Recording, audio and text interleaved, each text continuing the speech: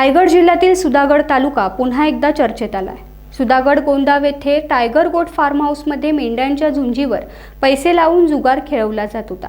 गुप्त बातमीदारांच्या माहितीच्या आधारे पोलिसांनी छापा टाकून 75 आरोपींना ताब्यात घेतले, तर 2 आरोपी फरार झालेत।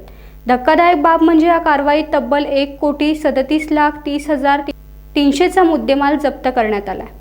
रायगड जिल्हा पोलीस अधीक्षक आंचल दलाल, पोलीस उपअधीक्षक अभिजित शिवतारे यांच्या मार्गदर्शनाखाली पाली पोलीस निरीक्षक हेमलता शेरेकर, सहाय्यक पोलीस निरीक्षक दीपक भोई, पोलीस उपनिरीक्षक SM निकम, अन्य पोलीस हवालदार तसेच स्थानिक गुन्हे अन्वेषण शाखा रायगड अलिबागचे पोलीस उपनिरीक्षक लिंगाप्पा सरगर, सहाय्यक फौजदार पाटील संदीप पाटील, पोलीस हवालदार सुधीर मोरे, पोलीस हवालदार RG मोरे आदींसह पथकाने ही कारवाई केली।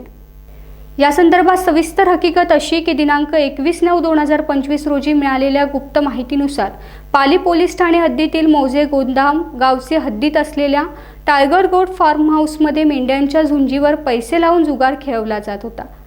त्यानंतर स्थानिक गुन्हे अन्वेषण शाखा रायगड व पोलीस अधिकारी व स्टाफ असे छापा कारवाई करण्याकरता माननीय उपविभागीय पोलीस अधिकारी रोहा विभाग यांची लेखी परवानगी घेऊन पोलीस ठाण्यात 2 पंचांना बोलावून घेऊन त्यांना छापा कारवाईचा आशय समजावून सांगितला।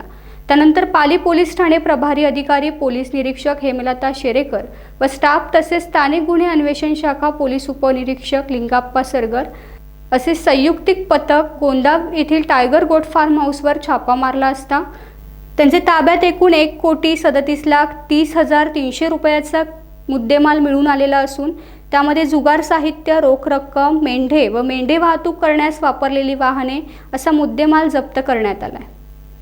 टाइम्स डिजिटलला लाईक करा, शेअर करा, सबस्क्राइब करा आणि बेल आयकॉन दाबायला विसरू नका। Times digital.